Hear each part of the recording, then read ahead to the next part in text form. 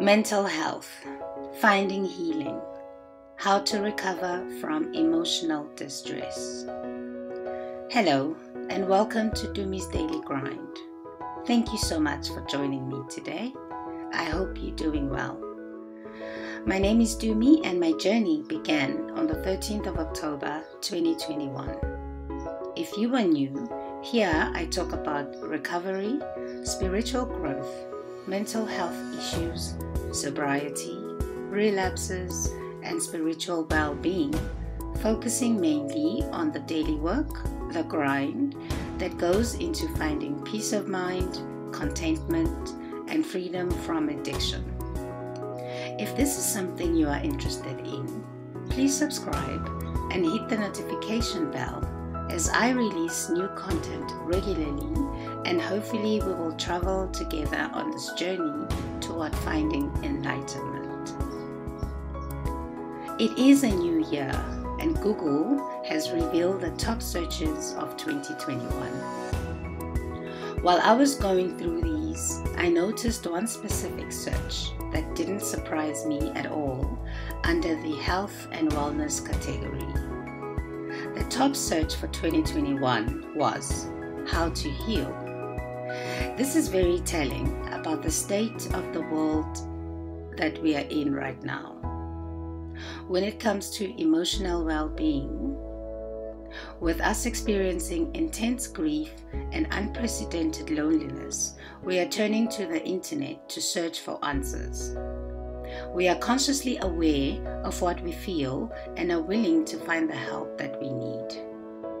I was inspired by that today to record my thoughts and feelings on this topic and how I found and continue to find healing.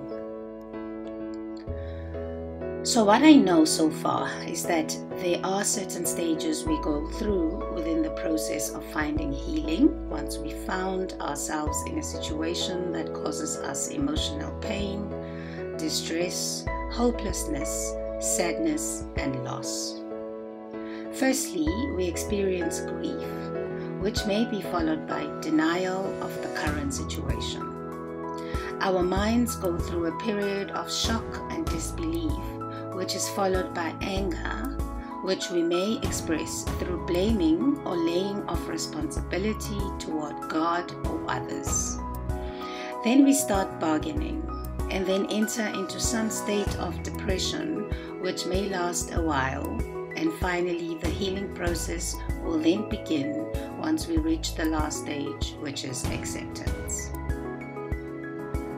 For most of us, we find ourselves crying uncontrollably, and I sometimes wonder what the point is in crying and what the benefits may be. Apparently, crying is unique to human beings and is surrounded by so much mystery. We are yet to understand why we express ourselves in this way. Some research has gone into showing how we receive any survival advantage from this emotional expression. However, like laughter, some studies show that it helps 90% of us feel better. It reduces stress and is highly effective at healing. Crying improves our mood and is great for the ones who find it difficult in letting go. It is believed that crying emotional tears may be a way for our bodies to heal from the stressful event and jumpstart our recovery.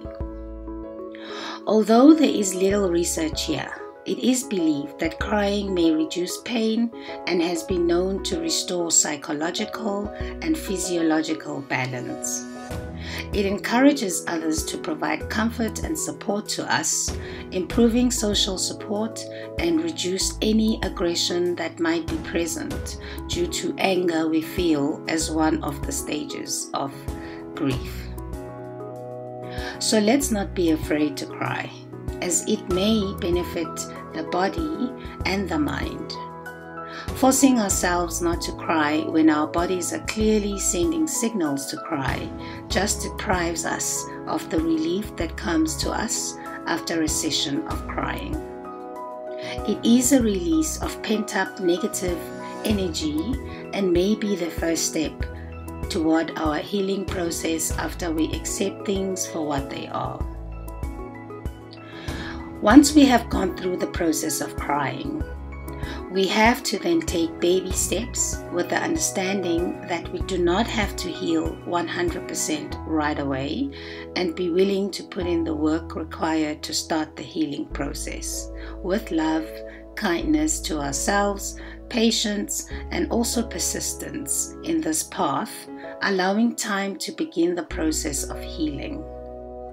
We then set realistic expectations, viewing any setbacks as part of the process and finding any opportunities that may exist. We need to avoid at all costs behaviors that may hinder or delay the healing process, such as depression and anxiety, any unproductive obsessions, self-sabotaging behaviors, including the drowning of our sorrows through escapism with the use of psychedelics and alcohol, and avoid anything that will cause boredom and agitation. We then can find mechanisms that will help us in finding relief from the distress. The tools may assist us in doing so. Firstly, we have to be ourselves. Have the ability to express exactly how you feel. Be comfortable in voicing your opinions. Don't be shy to ask for exactly what you need through standing up for your values and giving yourself whatever you need and know will help you feel good. Set clear boundaries and do not be afraid to protect your personal space and personal time to reflect or introspect. Do not ever pretend to be doing fine when you are not doing so well. Cry when you need to and start the process of letting go. The process of introspection will assist you in determining exactly who you are and exactly who you want to be. What are your capacities? What are your beliefs? And what are your boundaries? You can reduce the emotional distress with mindfulness practices such as yoga and meditation and reaching out to God through prayer. Get rid of any character defects you may be aware of, such as self-abuse, ego, self-centeredness, and being overly critical toward yourself and others. Show some love to yourself and others around you. Get some solitude, some alone time. Take care of yourself by being kind to you, and always remember that we need the people around us as well to provide comfort and support.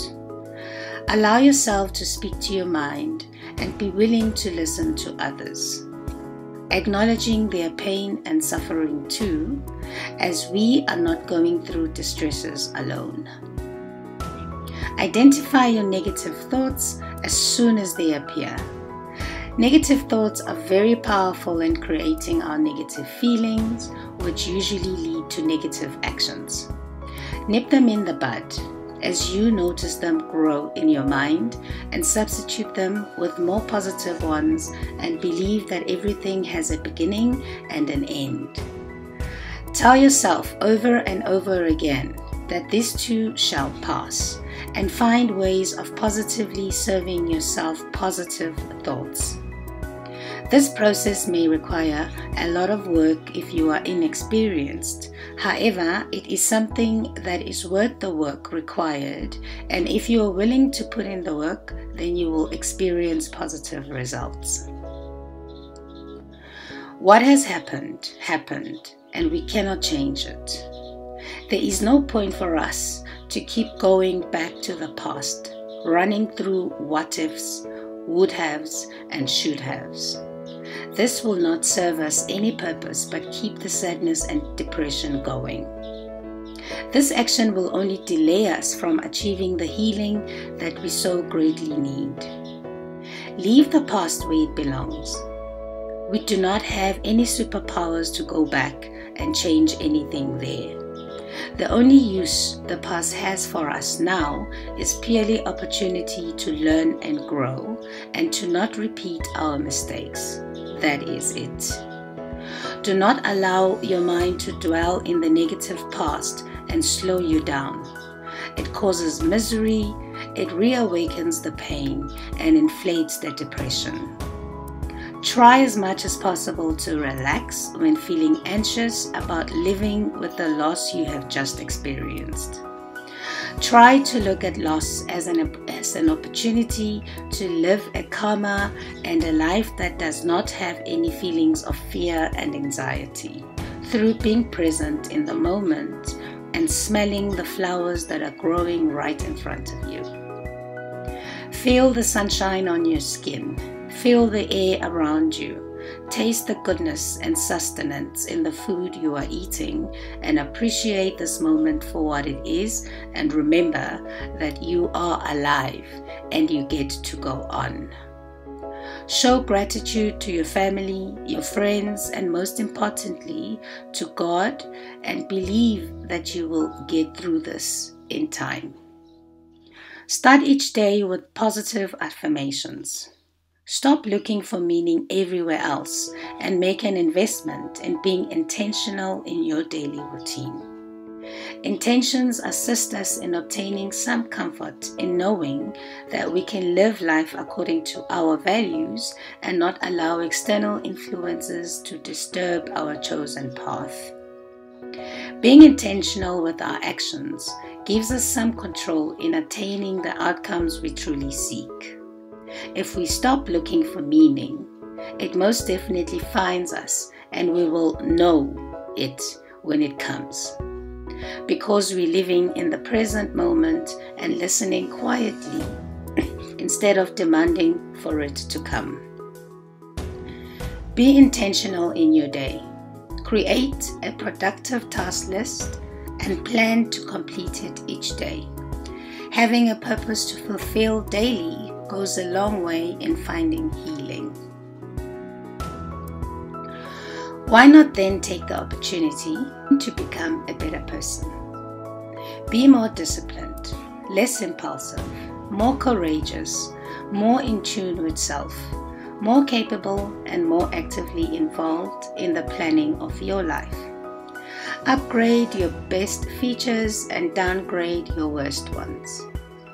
Get rid of anything that makes you sad and replace it with things that make you happier.